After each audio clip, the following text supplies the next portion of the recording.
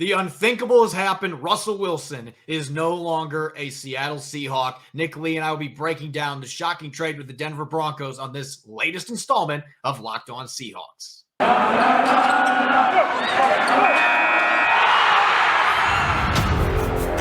You are Locked On Seahawks, your daily Seattle Seahawks podcast. Part of the Locked On Podcast Network, your team every day.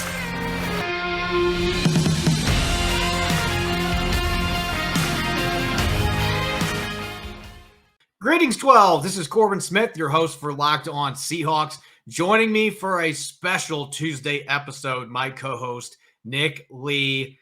The unthinkable has happened. I'm still trying to wrap my mind around this, but Russell Wilson is no longer the Seattle Seahawks starting quarterback. He is heading to the Mile High City to join the Denver Broncos. The Seahawks getting a package of a bunch of draft picks and 3 veteran players in return. This entire episode, we're going to be breaking down the details of the trade, how the Seahawks got to this point where they had to move on from their 9-time Pro Bowl quarterback, and what's next under center for Seattle heading into 2022. I can guarantee there's going to be some hot takes. There's going to be some cold takes exposed. There might be some tears and blood in this episode, but it's going to be a jam-packed episode. Tons of information on this blockbuster deal and what's next for the Seahawks. As always, thanks for making Locked On Seahawks your first listen 5 days a week. Now for your lead story here on Locked On Seahawks. I don't know what possibly could be the lead story today, Nick. I'm sitting on my Xbox playing Madden. I just finished an article about how Aaron Rodgers' contract would impact Russell Wilson's future with the Seahawks. And within 20 minutes after that article went live, sure enough, Adam Schefter of ESPN breaking the news that Russell Wilson is heading to the Denver Broncos in exchange for 2 first-round picks, 2 second-round picks, a 5th-round pick, and 3 veteran players, quarterback Drew Lock, tight end Noah Fant, and defensive tackle Shelby Harris. So quite a package back in return for Russell Wilson.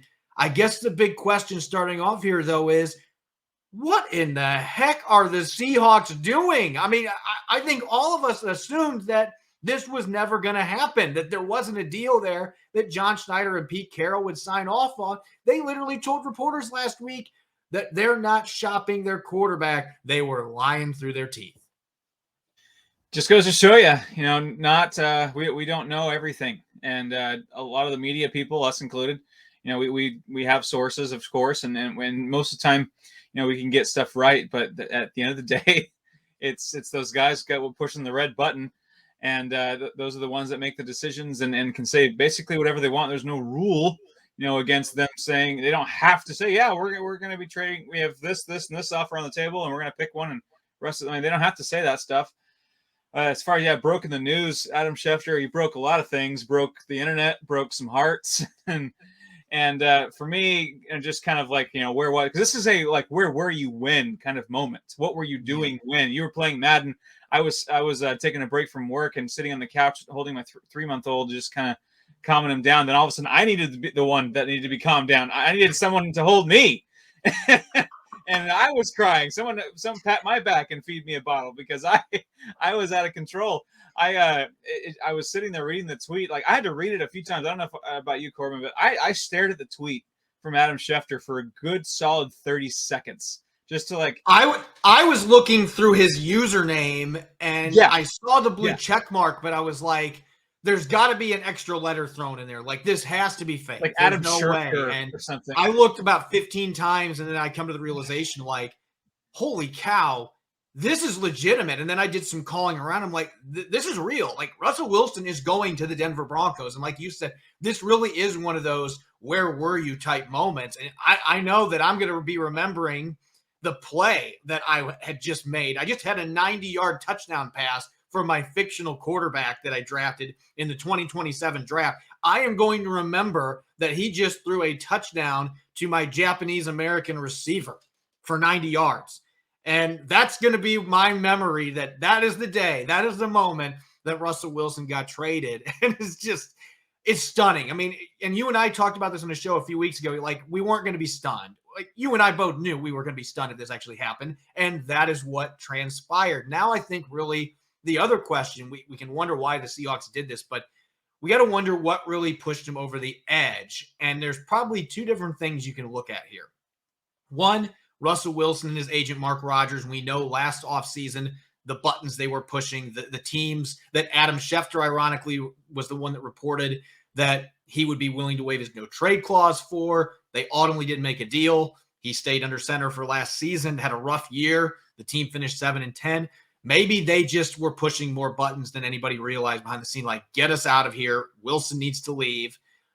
I personally think that they fell in love with a quarterback last week at the combine, though. I think that is the driving force behind this because they're probably looking at it. His contract's going to be expiring after the 2023 season. Aaron Rodgers just got paid $50 million a year. We don't want to pay Russell Wilson that kind of money, even if he wants to be here. And we don't think he wants to be here long-term. So let's make the deal now so that we can maximize our return back for him with 2 years under contract. And let's go get that quarterback that we really like in this 2022 draft class that ironically is not being touted for its quarterback talent. Yeah, I'm wondering if that the Aaron Rodgers news seemed a little too coincidental or not non-coincidental for me. I really think, it kind of has that Chris Farley gif where he's like staring like they're realizing that they're going to have to pay Russell Wilson north of $50 million to keep him in town.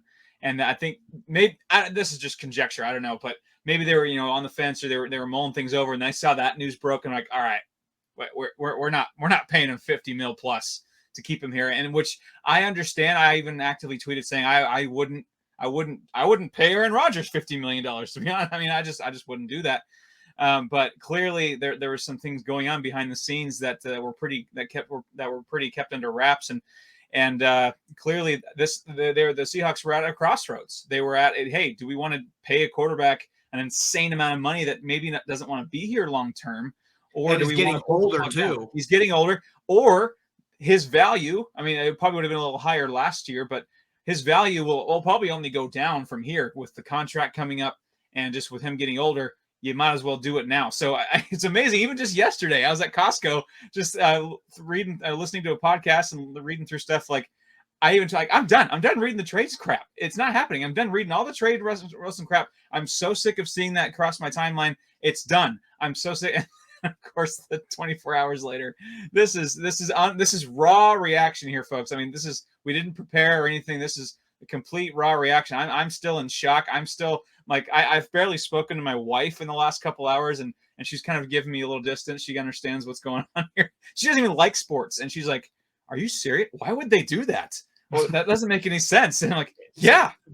This is the type of cataclysmic move that can completely derail a franchise. But this has to be what John Schneider and Pete Carroll are thinking making this move. I mean, Pete Carroll is 70 going on 71. You can't tell me that he is going to go into the season like, I'm throwing the can out. We're going to rebuild. Like, I would think the Seahawks would have changed coaches in that instance too. Like, he can't be excited about that possibility.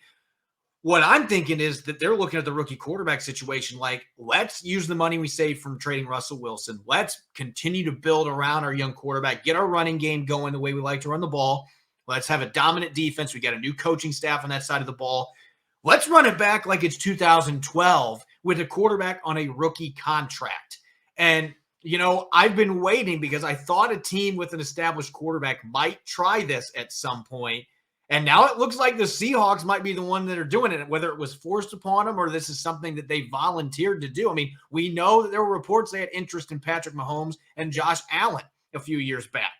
So if they would have had a chance to pick one of those guys, would they have moved on from Wilson then? We don't know. But certainly I did not expect this was going to happen based on everything that I've been told. The teams that were out there, Denver turned out to be the one destination, though, that Russell Wilson was keen on playing there. He's on the West still, not West Coast, but he's west of the Mississippi River. He's playing for a team where Peyton Manning was able to enjoy a really successful second wind in his career. He's hoping he can do the same and lead the Broncos back to Super Bowl glory. Seattle's hoping they can find their next franchise quarterback and they can get back to winning games Pete Carroll's way. It's a huge roll of the dice, but it is going to be fascinating. I know we use that word a lot on this show. I know Rob and I do. You use it a lot as well. But this is truly going to be a fascinating case study to see how this plays out, because it could go horribly wrong. But if the Seahawks can land on a quality quarterback and build up their roster around him, this is still a team that could be very competitive in 2022 and beyond. And so it is certainly going to be an offseason of intrigue for the Seahawks. Here in a moment, we're going to look at how the Seahawks got to this point, though. Obviously, there's a lot of dominoes. There's been a lot of steps that led to the Seahawks moving on from their franchise quarterback, who arguably is still in his prime. So we're going to be taking a look at some of those steps, what ultimately led to the Seahawks deciding to part ways with Russell Wilson today and send him to the Broncos. Football might be over for this season, but basketball is in full steam for both pro and college hoops. For all the latest odds, totals, player performance props to where the next fired coach is going to land, BetOnline.net is the #1 spot for all of your sports betting needs. BetOnline remains the best spot for all your sports scores, podcasts, and news this season. And it's not just basketball. BetOnline.net is your source for hockey, boxing, and UFC odds. Head to the website today or use your mobile device to learn more about the trends in action. BetOnline, where the game starts.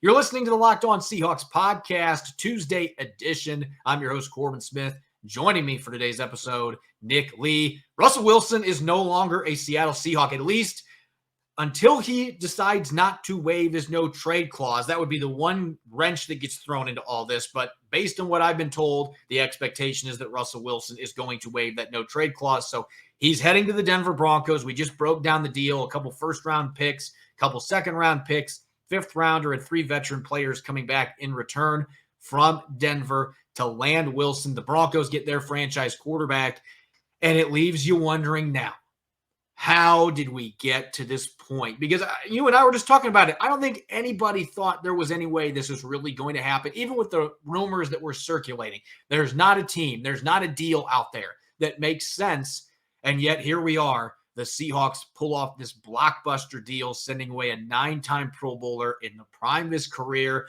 to the Denver Broncos. They're starting over completely at quarterback.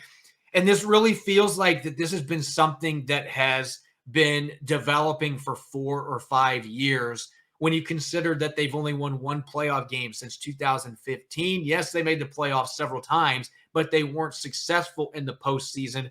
Wilson wants to win championships. That was certainly a big deal, but I think we have to start with why they weren't winning playoff games, and there's a few reasons for that. You and I have talked about this on previous episodes.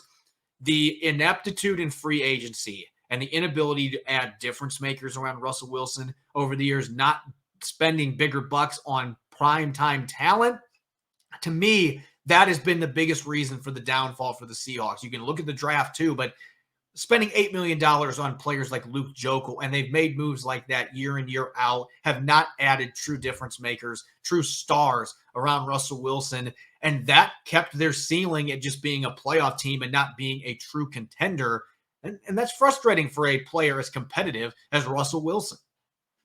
Yeah, if this segment doesn't end in me having Grogu or Patrick in a headlock, it's going to be a miracle. It's just thinking of all the I mean, we talked about it last week, the arrogance that the Seahawks brass had in their approach to free agency and their approach to the draft is we're smarter than everybody, and we're going to be doing these shrewd deals here and there, and get this guy with upside. Maybe we can fix this guy, and that's arrogance. And part of the reason why Russell Wilson is heading to Denver is because the Seahawks were arrogant, and they didn't make the moves. Sometimes the obvious, simple move to get a difference maker for Russell Wilson, be it a weapon, be it on defense or on the offensive line, something. And now they're going to be, they're really, I know they kind of had a self-reflecting session in the combine about how, yeah, we were arrogant. Now they're really going to have to step back and reflect on, okay, what do we need to do differently? Because now they're going to enter in that fray of teams that are going to be constantly looking for a quarterback until they find one. And are you ready to be reminded of what that feels like? And spoiler, it sucks if you don't have a franchise quarterback. Clearly, I mean, we know that there's multiple ways to win a Super Bowl. That the Rams just kind of proved that. You don't need to have, the rookie deal, spend around him kind of thing. The Bengals almost did that. They almost pulled that off. But clearly the Seahawks have some tools now. They got a lot of more draft picks, and a lot more salary cap. They need to prove that they have learned from these mistakes if there's going to be any hope in the next 2-3 years. But really, it ultimately led because of their arrogance in their approach to free agency and draft, first of all. Yeah, the free agency and the draft, I think arrogance is the perfect word for it because, you know the saying, you fool me once, shame on you. Fool me twice, shame on me. In this case, they've just kept doing the same thing over and over again in free agency. The same strategies, bringing Insanity. in low-tier guys on discounts, and they're not getting the difference makers. And they've had opportunities. They could have signed Corey Linsley last year. Heck, they could have drafted Creed Humphrey. No offense to D. Eskridge, who I still think is going to be a good NFL player, but you could have gotten an all-pro caliber center there. The best center in the draft class was available to you. And so the personnel decision as a whole, Russell Wilson, looking back with his reps, with his agent, had to be sitting back at the table thinking, okay, I want to win Super Bowls. They aren't putting me in a position. Drafting players like LJ Collier is not getting me back to the Super Bowl. And those frustrations boiled over. And like I said last quarter, I don't think that Wilson was being a bad soldier this offseason. I don't think he and Mark Rodgers forced John Schneider's hand here necessarily. Maybe they did, but based on what I've been told, that was not necessarily the case. They were saying, look, we'll be open to moving on if it's where we want to go. And that's where the no trade clause comes into play. And Denver being one of those spots that Wilson would be open to going to. This situation got here in part because of those 4 or 5 years where you had this window to win championships and compete for titles. And yes, you got to the playoffs, won a playoff game, but you didn't have the success that you thought you should have with a quarterback in his prime, a talented Hall of Fame caliber quarterback like Russell Wilson. And I think he just reached a point where he's like, I want to see what I can do somewhere else. And Denver would be a place that I would consider doing it. Seattle just decided at this point, whether it is because they like a QB in this class or, like I said, maybe there's another QB that's on the market they're looking at, but they decided now is the time to make this move. And that leads me to another thing that I think has to be included when we're talking about these dominoes that led to Wilson's departure. It was another blockbuster trade the Seahawks made. And at the time, I didn't necessarily have any issues with trading for Jamel Adams because of the draft situation. And Schneider's talked about it. We didn't have the intel. We wanted a proven player, but they gave up 2 first-round picks for a box safety in Jamel Adams, a pass rushing safety, and they just got 2 first-round picks back as part of the package to trade away Russell Wilson. So that trade has to be included here when you're talking about the downfall of the relationship between Russell Wilson and the Seahawks. Yes, you added a star player, but the cost was incredible. What you gave up resource-wise to bring a box safety in. It's just little things like that. The draft, too many misses early rounds, your free agency missing consistently, not adding that premium talent to help your team like these top teams do, and making trades that don't pan out, trading away first-round picks. I think you add all those things together, and it culminated with them missing the playoffs this last season, having 1 playoff win since 2015. All those factors together, you can understand why Russell Wilson was frustrated. You can understand why he may have been wanting to force his way out at this point. He was, able to give them another opportunity last year, and then he got hurt. It was just unfortunate, but all of those factors added together over time, it created a bridge that was burned that I don't think that they could fully repair. And now the Seahawks feel like our best chance now is to try to reset. Let's see if we can get a young quarterback. And then Russell Wilson, this gives him a chance in the AFC to try to compete to get back to the Super Bowl with the Denver Broncos. And in the AFC, good luck, Russ, by the way.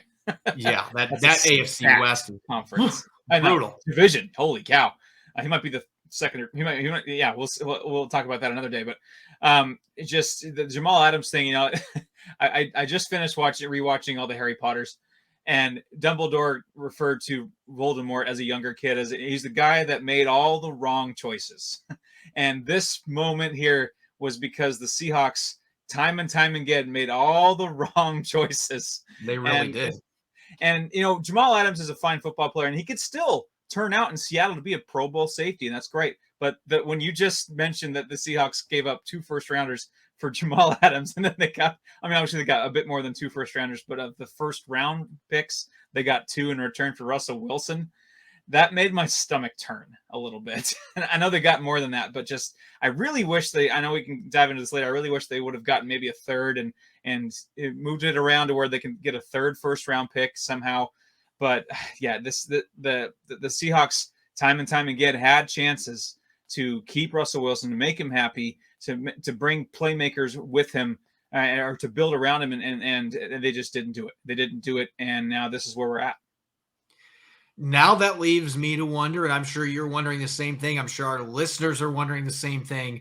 What now? We're going to explore what the Seahawks options are at the quarterback position. Obviously, this is going to be a talking point now for the next several weeks, what they do next in the post-Russell Wilson era. But we're going to dive into some potential options that the Seahawks could consider here coming up in the third quarter. You mentioned that this entire situation with Adams and Wilson made your stomach churn. I'll tell you something that makes my stomach churn. When you go to a auto parts store and you get ripped off trying to buy, say, a steering wheel cover or something, with the ever-increasing number of makes and models, it's now impossible for your local chain auto parts store to stock all the parts they need. Why endure often pointless or seemingly intimidating questioning and wait while the person behind the counter orders the parts on their computer, choosing the only brand their warehouse happens to carry? You have computers with access to rockauto.com at home and in your pocket. Save time and money with Rock Auto. You can save up to 30, 50, or even 100% more of the same parts from a chain store or car dealership.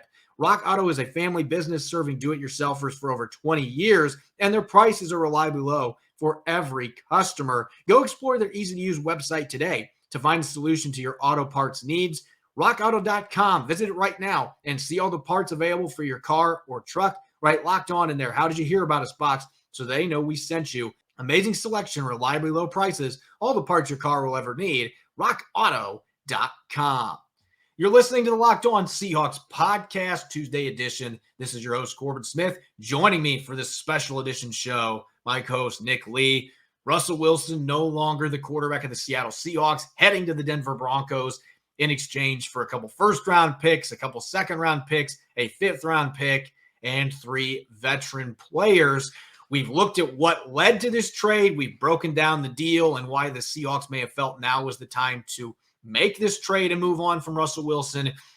Now we have to look towards the future. What is now? What do the Seahawks do at the quarterback position in a post-Russell Wilson era? He's been the quarterback since 2012. He's led this team to 8 playoff appearances, 9 Pro Bowls. He owns all of the major records for the Seahawks, easily their best quarterback in franchise history. And now they're going to get a chance to reset at that position. And that's both scary and intriguing to an extent because the Seahawks haven't done this for a long time. As you mentioned, it's really hard to find a franchise quarterback, and it's hard to win in this league when you don't have one. So what do the Seahawks do moving forward? Obviously, Drew Lock was part of this deal. Drew Lock was a first-round pick for the Broncos a few years back out of Missouri. Has never been a question about his physical talents. He's got a big arm. He's got some athleticism, but he never put it together in Denver, hence why they are trading for somebody like Russell Wilson. They have been searching for that quarterback answer since Peyton Manning retired, and now Drew Lock gets a chance to restart in Seattle. I don't think that that is the guy that you want to be moving forward with as your long-term starter. I think most Seahawks fans would agree on that, but he is still a young player. You can maybe have him compete against a rookie coming in. Maybe he competes against Geno Smith coming back. There's just so many different dominoes that could fall here, so many different avenues that John Schneider and Pete Carroll can explore to fill this quarterback position. Not that any of them are as good as having Russell Wilson still as your guy, but there's a lot of different options they have. Right now, though, they've got Drew Lock and Jacob Eason as their 2 quarterbacks on the roster. I would think that they have to make some kind of a major move, either drafting somebody or going out and making another trade for a veteran. They've got to do something, you would think, to try to, get some stability at that position without Russell Wilson being here in Seattle. Yeah, I mean, just thinking about it from a sick, twisted 20, like, Russell Wilson gone in the future, that is a little exciting. That's I feel like that meme where the guy's like, haha, and it's like sickos. That kind of group of people is excited for this era of Seahawks football because this is going to be the most interesting offseason in franchise history. It's just going to be. It all of a sudden is now. with all the moving parts, because Drew Lock ain't the guy. I'm sorry. He's just not the guy. He's 4-12 his last 2 years as a starter. Lost his job to Teddy Bridgewater, which I would prefer they bring in Teddy Bridgewater as a free agent over having Drew Lock as the quarterback. He's probably the best free agent quarterback that's available, and I still Agreed. think that you can win games with him, but you have to have the supporting cast there for him. He's not a superstar. He's not a star quarterback. Right. And then you're talking about, getting rid of Tyler Lockett or DK Metcalf. What do you do with Bobby Wagner? Like, all these dominoes start falling, and do you just strip it down to the studs? But I agree with what you made a point in the first is, if they were going to do that, why is Pete Carroll still here? Why is Pete Carroll, who's clearly Father Time is sneaking up behind him, why is he still here if you're going to hit a whole reset? I for that reason, in fact, and you got Noah Fant and that defensive tackle. His name is blanking on me Shelby right now. Harris. Shelby Harris. Getting those two guys who are decent, solid pieces. Why are you doing that instead of just getting as many draft picks as you can if you are not intending at least trying to be at least somewhat competitive in 2022? Now, you can't convince me that the Seahawks are better off in 2022 without Russell Wilson. There's no scenario possible where you could convince me of that. But there is a scenario where you can convince me that they are competitive in 2022 without Russell Wilson. They're just not as competitive as they could have been.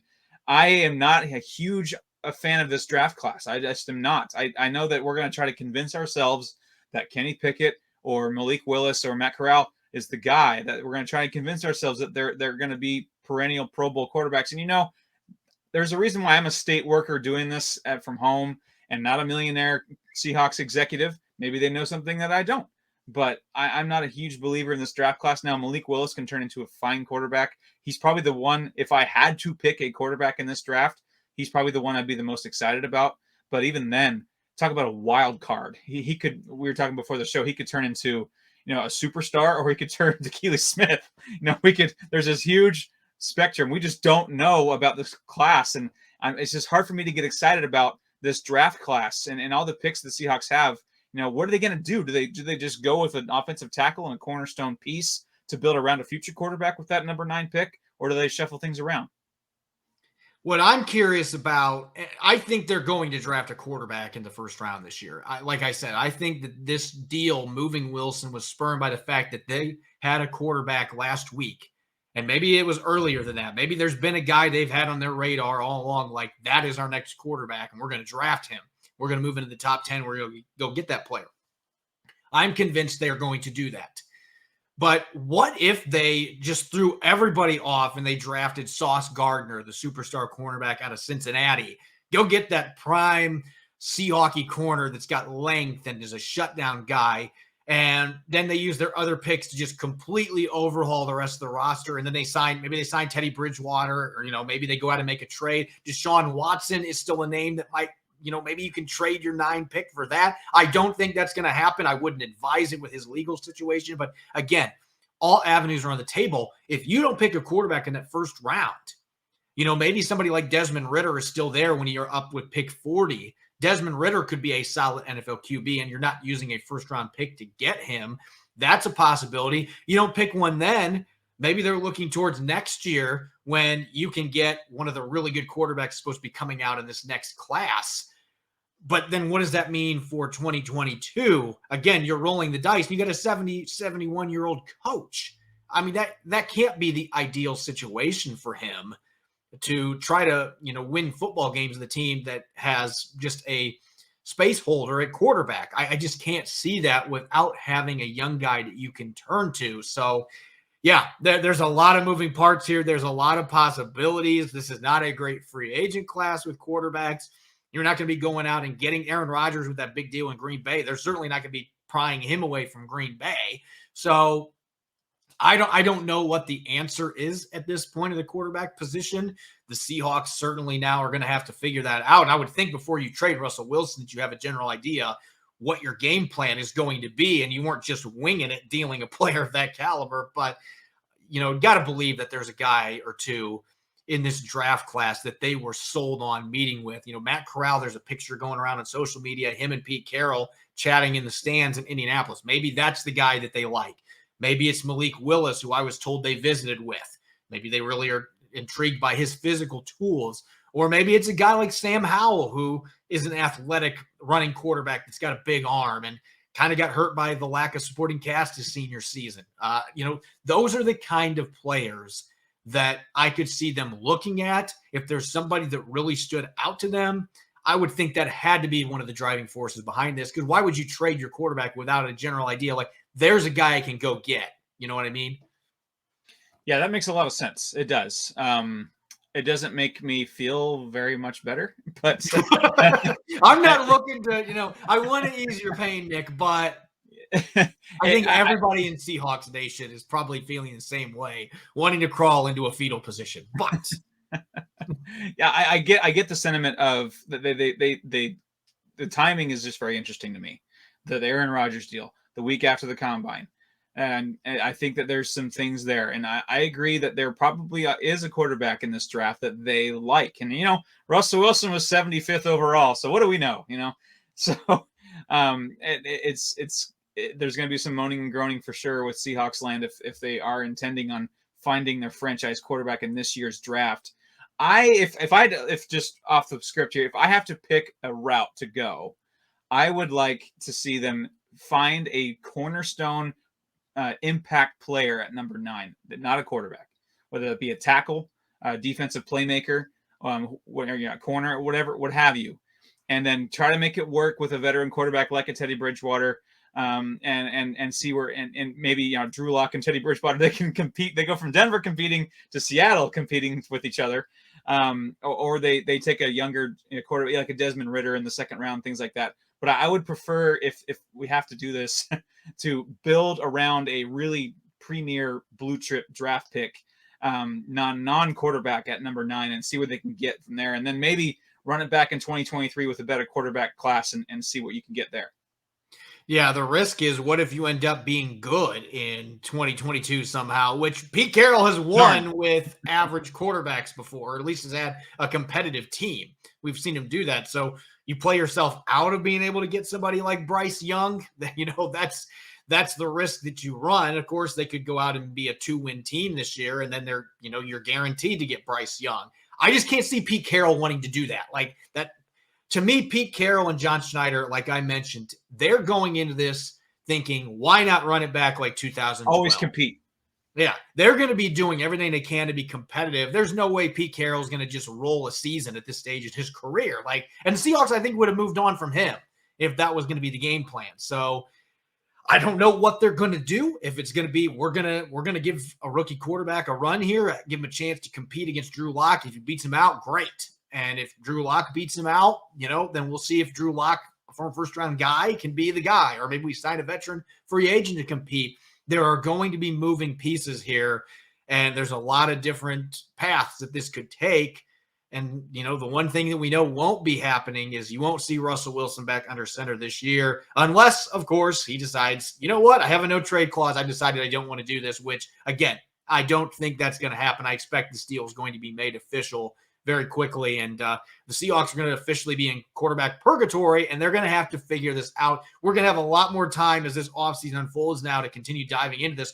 What's next for the Seahawks at quarterback? And I'm sure our buddy Rob Rang is going to have some fun insight on this as well, looking at draft land, him being the draft guru. He's going to have some thoughts on these QBs in this class as well, which ones might jump out to the Seahawks. We'll be breaking that down on our Wednesday episode coming up tomorrow. As always, you can follow me on Twitter at Corbin Smith NFL. You can follow Nick at Nick Lee 51. Check out Locked On Seahawks on Apple Podcasts, Google Podcasts, Spotify, and of course, 5 days a week streaming on YouTube. Coming up tomorrow, as I mentioned, I'll be rejoined by Rob Rang. The two of us are going to continue dissecting this blockbuster trade, looking at the draft picks that the Seahawks received, what players might be available there, quarterbacks and non-quarterbacks, and much more. You won't want to miss it. Thanks for listening in. Go Hawks.